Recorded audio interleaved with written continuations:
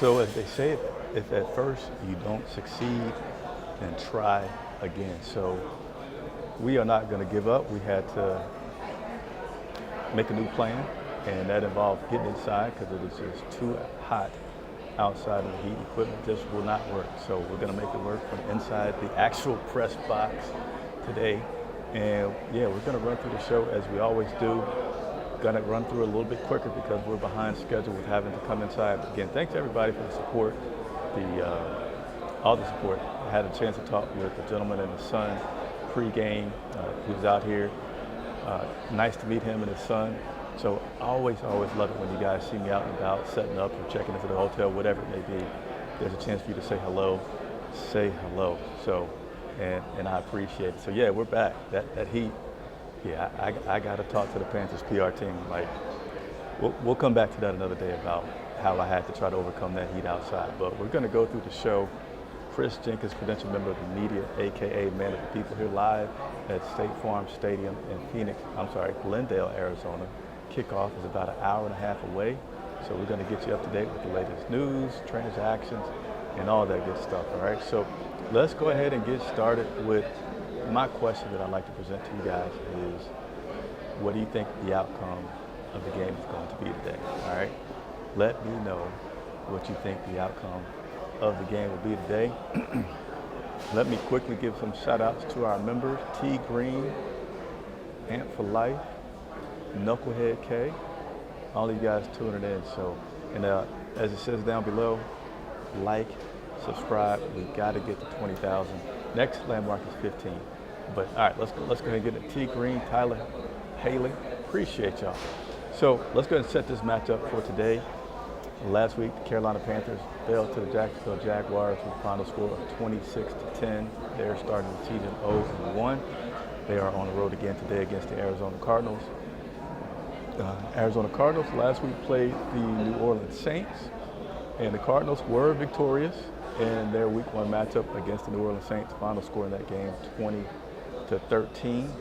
Now, there's not too many teams that the Carolina Panthers have an edge over historically, but the Arizona Cardinals is one of them. So I'm kind of getting ahead of myself here, but I think there's reason for optimism today. I feel like there's a good reason to be optimistic about today because of what I'm about to tell you. Historically, this is going to be the 19th matchup between the Panthers and the Cardinals. Now, we all may remember the worst matchup was at, I think it was a divisional game that was in Charlotte, where they just cremated Jake Delhomme and everybody else on that team with the interceptions. But this is the 19th matchup between the two teams, with the Panthers leading the series 13-5.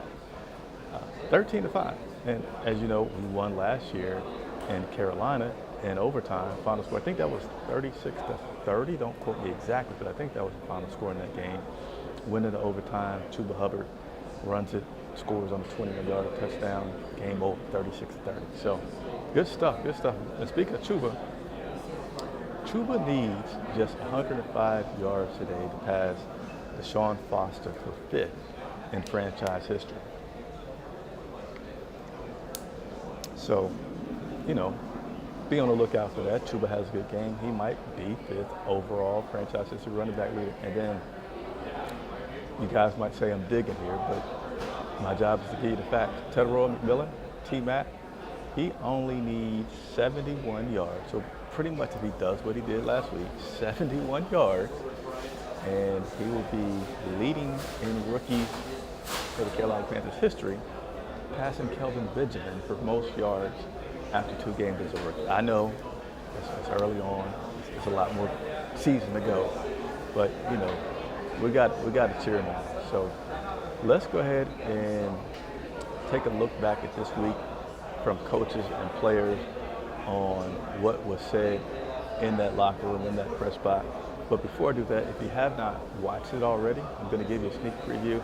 The interview's up, my one-on-one with Nick Scorton, who, you know, we think he's going to get more playing time today. But here's Nick Scorton's preview of our interview from this week about being on the field some more. You know, being Man of the People, a lot of people out there, man, I thought we was going to see Nick Scorton some more than what we did. What were your expectations for this past Sunday in terms of being out there on the field? I feel like, a lot of people don't really understand is just how the game goes, how the game's rolling. I feel like my coaches do a great job never putting us in moments that are too big for us, or they feel like that they're too big for us. So I just honestly feel like, the game was moving fast, things were happening, and, certain guys, are better in those situations. And, like I said, I got to earn the trust for the coaches to put me in those situations. So I think the more that I, step into my role and, dominate my role, the more reps they'll see me on the field. So there's a little sneak peek if you have not seen it. Just go to the YouTube channel, click on playlists, or just go to the channel in general, and you should be able to see that video easily with me and Nick Swerve. So let's go ahead and talk about this defense, right? Both sides of the ball need to be worked on. Lots of things on both sides of the ball need to be worked on. One of those things that helps in stopping the run would be doing your job in tackling, being good tacklers. So let's check out Evero and talking about tackling. And yes, Ikem Ekwonu will be active today. But you're jumping ahead of me, Amp for Life. Here we go. Evero on tackling.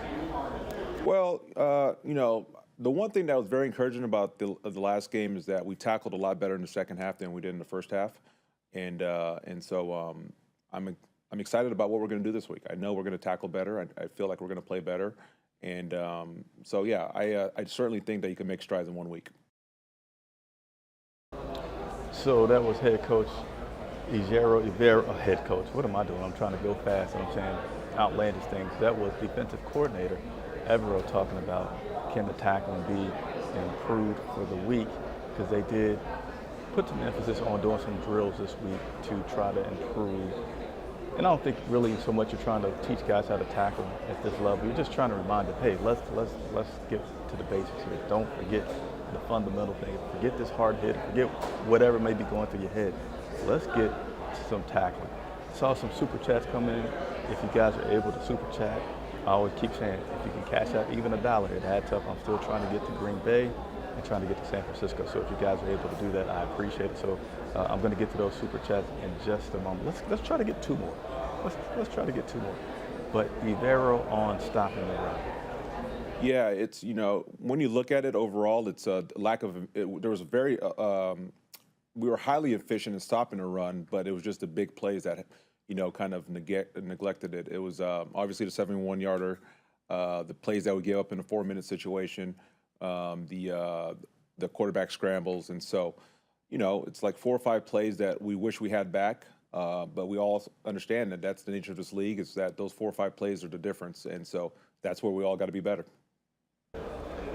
So I'm glad that he walked that back a little bit, because I'm like, excusing the defense off of big plays, like, yeah, that's the name of the game. That's what you got to stop. Everybody wants big plays. If you get big plays, it erases a lot of other things that you may be doing wrong. So he did come back to saying we got to get better at that. So certainly hope that they do. And I'm telling you, I'm not predicting a win, but I feel like it's a possibility. I don't feel like it's a long shot for this team to play well today, because also just looking at how they played last week, terrible first quarter, terrible second quarter. After halftime, things are better. Third quarter, it was pretty much an even ball game in the second half. Now, I'm not saying that's great, but I'm saying that's something to be optimistic about. Bryce Young and his struggles, it wasn't 100% just Bryce Young. There were things that Bryce had to do to try to keep plays alive, which he did with his legs, rushed for, I think, about 40 yards, which was pretty good. But his receivers also had some batted balls that helped for his interceptions, and certainly that fumble is 100% on him. So just in terms of like, is this team way off from being competitive or being a respectable team? I don't think so, but we gotta lock in right here in order to do that. Derek Brown also had some comments. Man, check out Derek Brown's comments on stopping the run. I don't think there is a key to fixing it. I mean, it was bad last week. I mean, 4 plays, we gave up big runs. But I mean, just limit the mistakes, hustle and cover when people make mistakes. I mean, that's what it is. That's what football is. it ain't always going to be perfect, but for us to be able to go out here this week and execute the game plan and, everybody do their job. That's all it takes. So that sounds like a little frustration right there, right?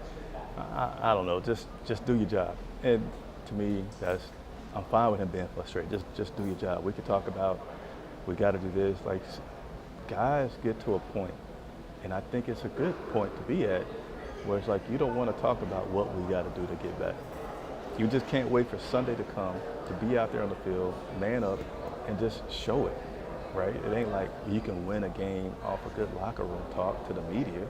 You're not going to win a game there. You win it in your practice, every day, your routine, and then showing the results of your practice come game day on Sunday, which is, my clock's not up there, maybe a little bit more than an hour away, right, for that.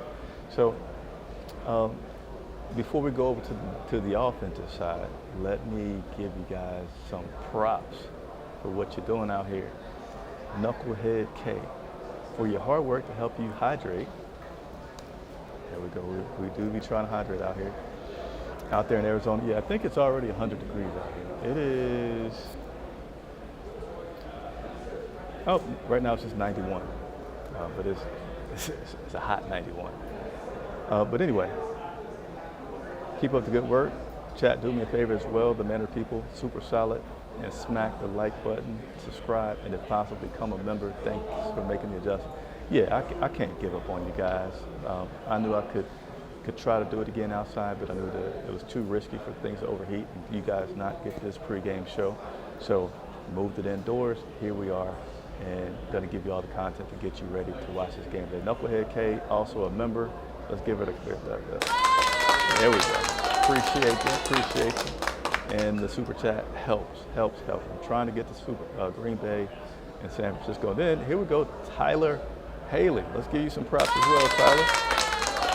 I appreciate you. I think BY9 will be better today. Timing was off last week. Plus, Icky is back. If we start getting in trouble, then move to single back, downhill, not zone from the gun. Want to see better inside linebacker play. So I'm going to come back to that a little bit more in a second because I don't want to jump ahead. But in terms of Icky being back, that is a good thing. They kept Bryce relatively safe. I say relatively because they only allowed one sack, but he was pressured 40% of the time. So that part was kind of high. So he did have to be on the go and make some adjustments to things. And, again, I feel like some were on Bryce, some were on his receivers, but you put it together, your quarterback always takes the brunt of the criticism for what the offensive does. And also, we got behind fast last week. And this team is not built for, you don't expect them to be a pass-heavy team. We got all this young talent. You want to be able to run Rico, Trevor, and Chuba. Of course, Chuba number one. And you just weren't able to do that last week because you had to start, we got to come back.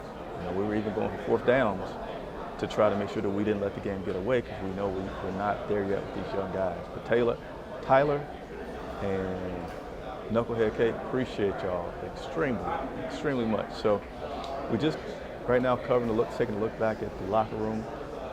That was on the defensive side. Now let's go to this offensive side where we have also continued to have some issues. Oh, I got one more thing I didn't play for you on the defensive side. I'm just playing it. You guys are going to enjoy it. My dad don't give me many props. I was telling, it was crazy you asked that because I was telling, I think, Mike, I'm like, bro, I talked to my dad after the game and he just talked about how we need to be better on defense. And, like, he ain't say nothing about the interception. So then later, like 2 days ago, I sent him a picture of the interception. He didn't even respond to it. Yeah. He don't really talk about my good plays like that. I swear he don't. I mean, good tackles. He like physical tackles I make, but outside of that, he don't praise me too much. So J.C. Horn had a spectacular, awesome interception, one-handed interception last week. And those were his comments from the media talking about his dad's critique or lack thereof critique on his interceptions. Like, I just want y'all to win.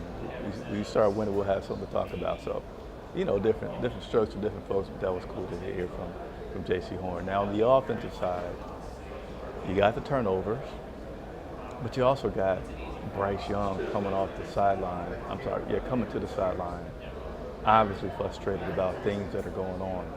So part of that everybody has noticed is what's up with this getting plays in late, or what's contributing to the fact that we're breaking the huddle late, we're having to run up, we're not having much time to give Bryce to scan the field and make his decisions. What's going on? So here's, this is Brady. I'm not sure. Let me play this clip for you guys. Yeah, that's the first thing we did this week is I challenge the guys with three things.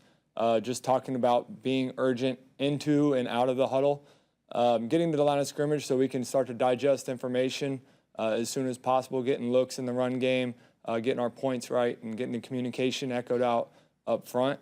The second piece is brevity of communication. So coupling the tempo of getting in and out of the huddle, the tempo of getting the play called is not adding fluff in our communication. So that kind of couples with a trust that your teammates know what they're doing. So it's all kind of tied in together. But really urgency and brevity were the two kind of themes of our pre-snap stuff to just make sure that we're getting to the line, we're clear in our communication, and then we're trusting each other to do the right thing.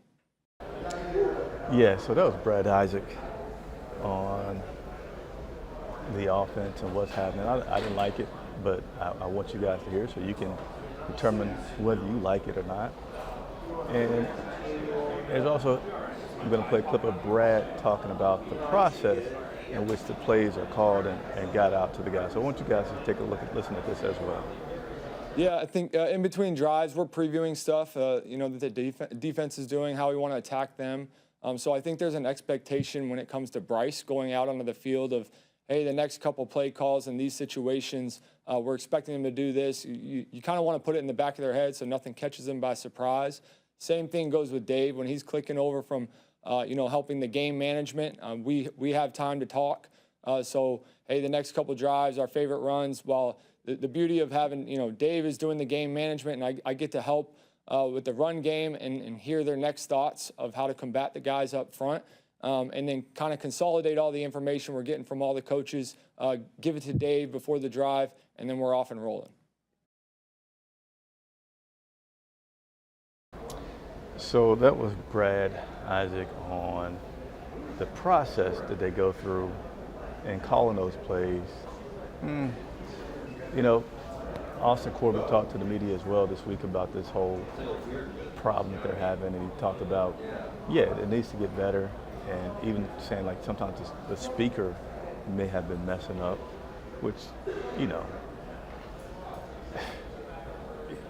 if one team's speaker is messing up and goes out, then the coach will notify the rest, and they take both of them out so that nobody has an advantage. So I don't know. It just seems like it's a lot going on there with this process for getting the plays in, and I think that's ridiculous. I think that's unacceptable.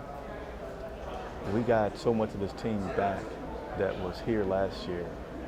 Things should be a lot better. Like, he should be able to get the plays first time and have plenty of time to come back and do what he does. But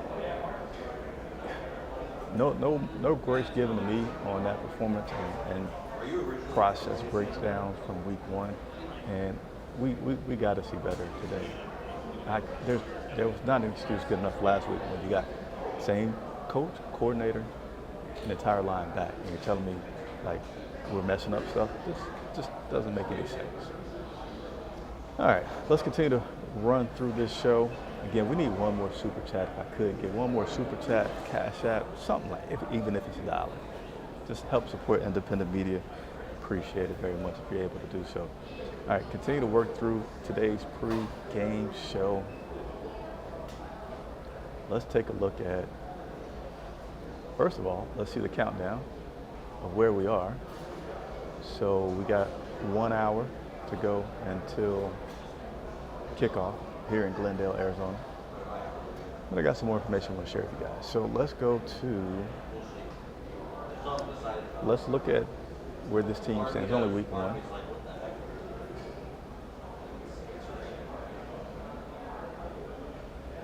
I'm sorry, I was glancing at some of the comments. Let's look at where these teams both stand statistically early on in this week 1 matchup. AC Carolina on the left-hand side. We did good with sacks allowed. We did good with third down efficiency. But we didn't score many points.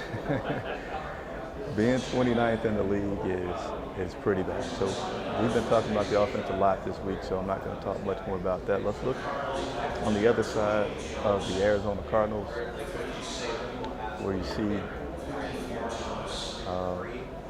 they're kind of like in the middle.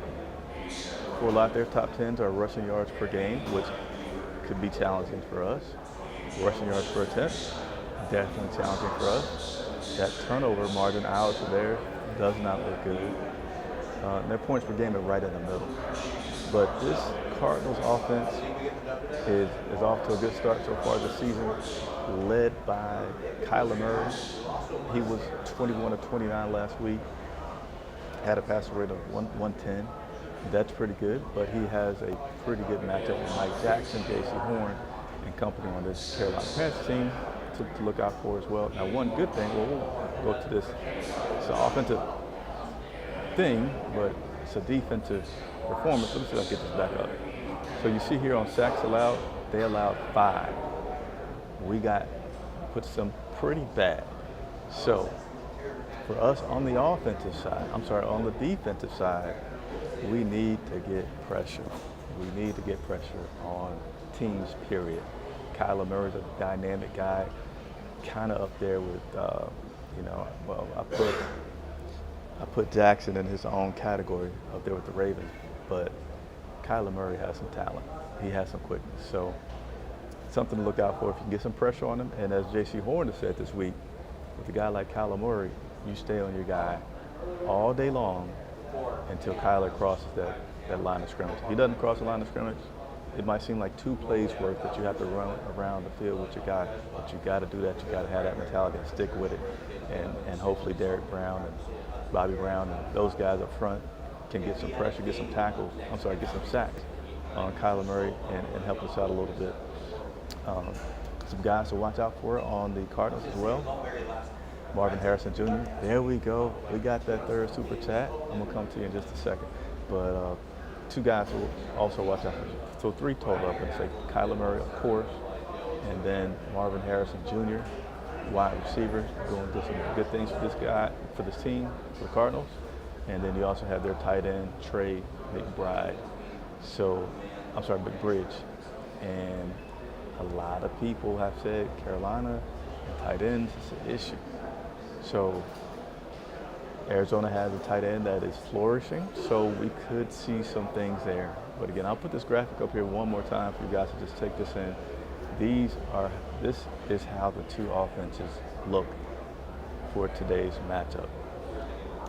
All right, so let me go ahead and do this because I asked for 3 super chats. I got it, and I said I don't care what the dollar amount is.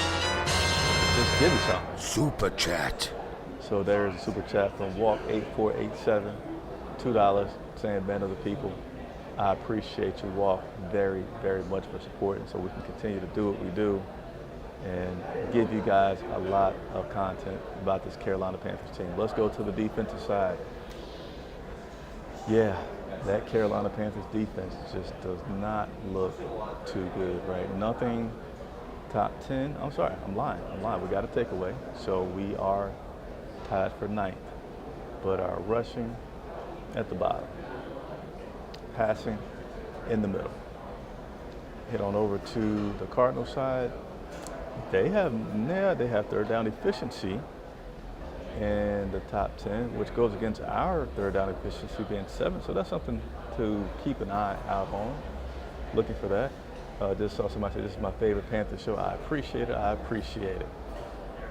And let's let you guys soak this in. So they're kind of like in the middle of just below the middle of the field. So I'd say they're average defense for the Arizona Cardinals. Now let's talk about a few guys on that Cardinals defense that you are going to be looking out for and may hear their names a little bit today. Give me just a second.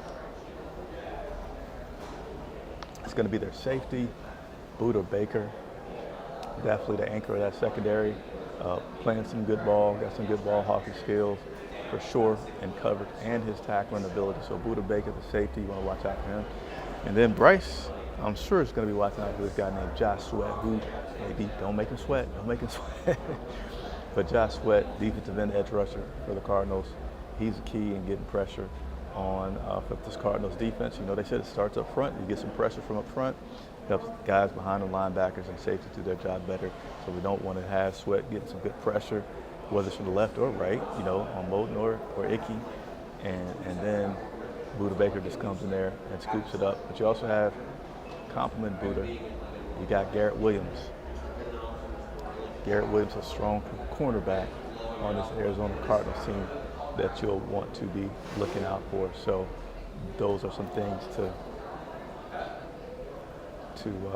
be looking for. So again, having to run through it because we started late. We normally end in about 2 minutes, but I got a little bit more content that I want to get through to you guys. Let's look at where these teams currently stand. Well, we'll just look at the Panthers for where they currently stand. Not too far off, right? We only had one team in the division that was able to get a win last week, and that was the Tampa Bay Buccaneers, who won a game against Atlanta, which, by the way, resulted in Atlanta benching their kicker and getting a new kicker because he missed in the last seconds and was able to give Tampa that victory. Lost my spot for a second. Let's get back to it. But Atlanta, New Orleans, and Carolina are all 0-1. So those things look very, very bad. Those things were very, very bad last week in Jacksonville. Overall, we're still not in a bad position in the NFC South. Again, with Tampa Bay, they're at the top leading things. So that is a fast forward through the pregame show.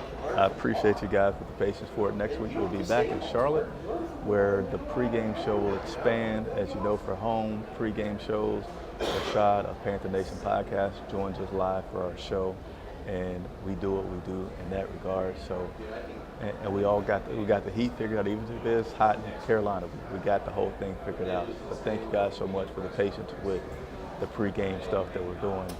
Try to do in the heat. So you guys are showing out. I appreciate the support. It's needed. It's wanted. And we got some more. We got Amp for life. Keep pounding. Stop the run.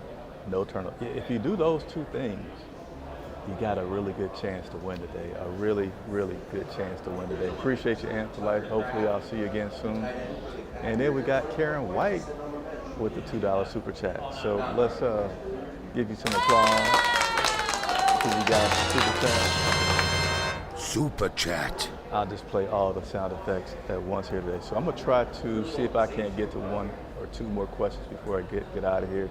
And by the way, if you have not, make sure once this show ends, you hop on over to Twitter, and that's how you want to stay in touch with us throughout the game. We already got pictures up from players arriving on the field and warming up. So if you want to see that, just go on over to our Twitter account and you'll be able to see that. So everything is Charlotte Vibe. So when you go over to Twitter, if you're not yet following us, shame on you, but do so.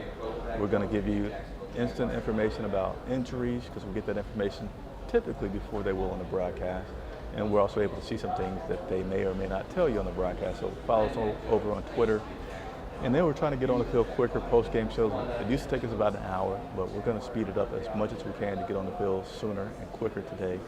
So be sure to set your alerts so you can join us and talk to us post-game and also hear what's been going on. So let me see what comments I may can get to. Hey, yo, what's going on, P? He said yo, so I want to say yo back to him. Let's go to the Inactives. Man, I forgot about the Inactives.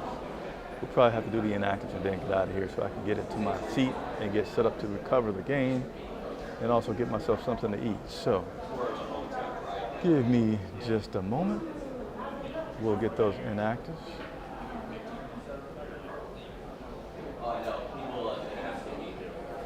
This came out about 20 minutes ago, which I apologize. We just got behind the 8 ball here a little bit. Right. I like to get a graphic up, so give me 2 seconds to see if I can't get this to be in a graphic. Right now, just looking, it's narrow. Every day, narrow, sitter and hitter. Trying to get this as a graphic.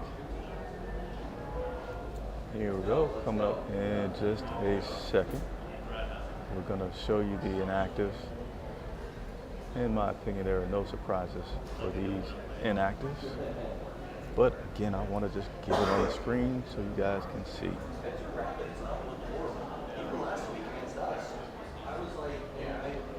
Alrighty, let's take a look at these inactives.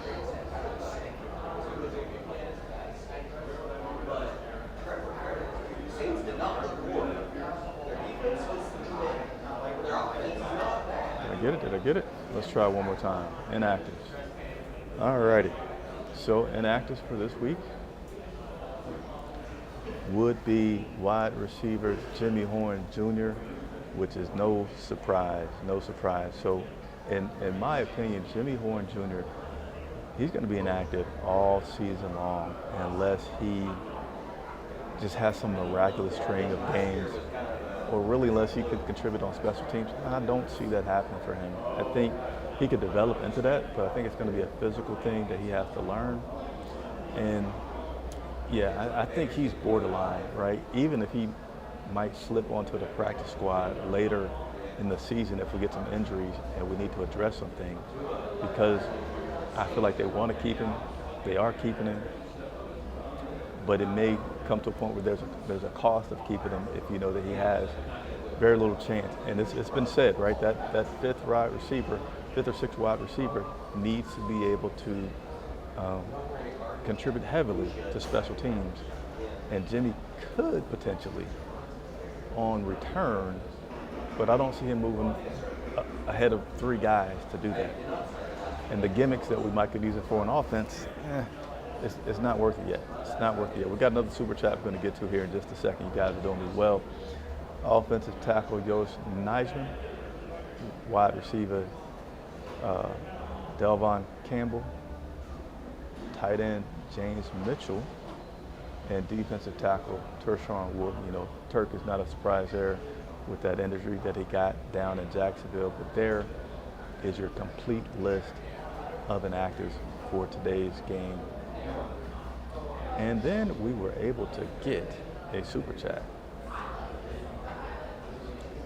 Let's get to that in just a moment. Oh yeah, so Wharton's out, and Bobby Brown, third, is expected to start, and rookie Cam Jackson is also expected to appear in his first game this week. All right, so again, in place of Wharton will be Bobby Brown, and then we're going to have see some action from rookie Cam Jackson, who's active. He was inactive last week. He is active this week, so that'll be something to look at. Let me see if I got any other lineup changes to communicate to you all before we get going here.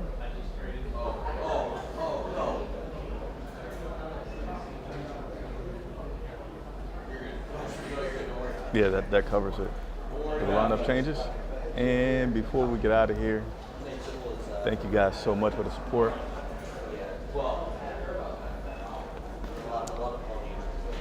Y'all want me to go to Green Bay and San Fran, don't you? I appreciate it. I want to get there too. And you guys are, man, I appreciate it so much. We get the dub today. Panthers 23. Arizona Cardinals 20. I like it. And let's also give, she's a member. Super chat. And she did a super chat. So thank you guys so much. And then about this comment here, I said it, Carolina really owns dominates few teams in the NFL. Very few teams. And historically, they have the edge against the Arizona Cardinals. Let me read it to you properly here. 19th matchup, they lead 13-5. That's owning the Arizona Cardinals. We beat them last year in overtime. And yeah, you can say, like, you know, Arizona had said this year that they're still pissed off. They didn't like how that happened last year. They may be mad. But I really feel like we could play pretty good against the Cardinals. So I don't feel like this is a gimme for the Cardinals. I feel like it's going to be a competitive game, and I will be reporting whether it's good or bad and different to you guys live after the game. So again, quick reminder to make sure you set your alerts. Join me post-game here live in Glendale at State Farm Stadium as the Carolina Panthers are set to take on the Arizona Cardinals here, as you see on the screen there. Oh, wrong hand. Just under 52 minutes. We'll be live. And go ahead and jump on over to Twitter, see our photos of players warming up, getting ready for the game. I'm Chris Jenkins for Charlotte Live.